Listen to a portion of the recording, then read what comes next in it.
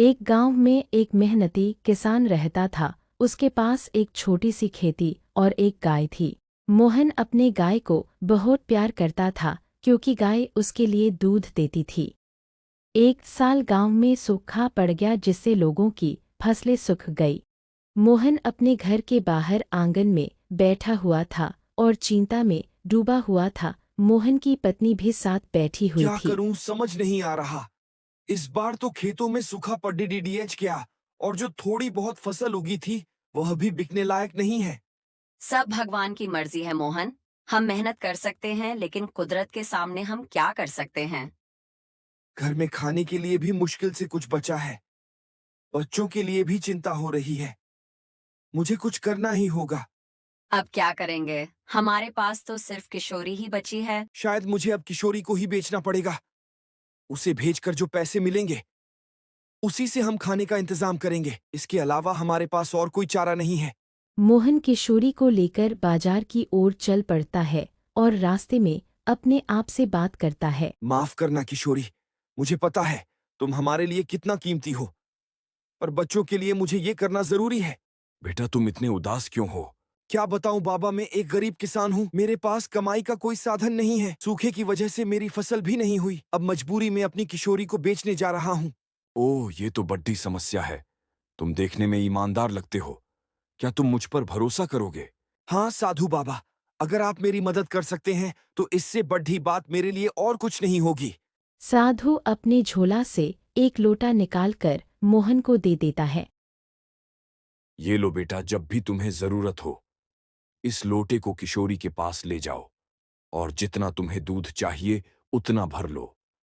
तुम्हें जितना दूध की जरूरत होगी उतना दूध इस लोटे में अपने आप भर जाएगा। लेकिन बाबा ये कैसे हो सकता है? सब हो जाएगा। सब ईश्वर पर छोड़ दीज दो। पर ध्यान रहे, कभी लालच मत करना। साधु मोहन को आशीर्वाद देकर वहां से चले जाते हैं। मोहन किशोरी को लेकर खुशी खुशी घर पहुंचता है। मोहन लोटा का चमत्कार देखने के लिए उत्सुकता से किशोरी के पास जाता है और लोटा को किशोरी के नीचे रखता है। जैसे ही किशोरी दूध देने लगती है, लोटा अपने आप ही भर जाता है। अरे वाह, ये तो सच में चमत्कार हो गया। मोहन खुशी से अपने परिवार के साथ बैठकर दूध पीता है और बाकी का दूध बाजार में बेच आता है। उसके चेहरे पर अब संतोष की चमक आ जाता है। कई दिनों तक मोहन लोटे से जरूरत के अनुसार दूध निकालता है। एक दिन उसके मन में लालच आ जाता है। मोहन ज्यादा दूध निकालने की कोशिश करता है, लेकिन जैसे ही वह ऐसा करता है, लोटे से दूध आना बंद हो जाता है। अरे ये क्या हुआ? लोटे से दूध क्यों नहीं आ रहा? कहीं मैंने साधु बाबा की आदेश का उल्लंघन तो नहीं कर दिया? उसे अपनी गलती का एहसास होता है और वह पछताने लगता है। मोहन अपनी गलती स्वीकार करता है और किशोरी को प्यार से देखता है। वह समझ जाता है कि उसे जो कुछ मिला था वह ईश्वर की कृपा थी और उसने लालच में आकर उसे खो दिया है। हे भगवान, मुझे माफ कर दो। मैं लालच में आकर गलती कर बैठा। मुझे अब समझ आ गया है कि संतोष ही असली सुख है। माफ करना किशोरी, लेकिन अब मुझे समझ में आ गया है कि संतोष ही असली सुख है।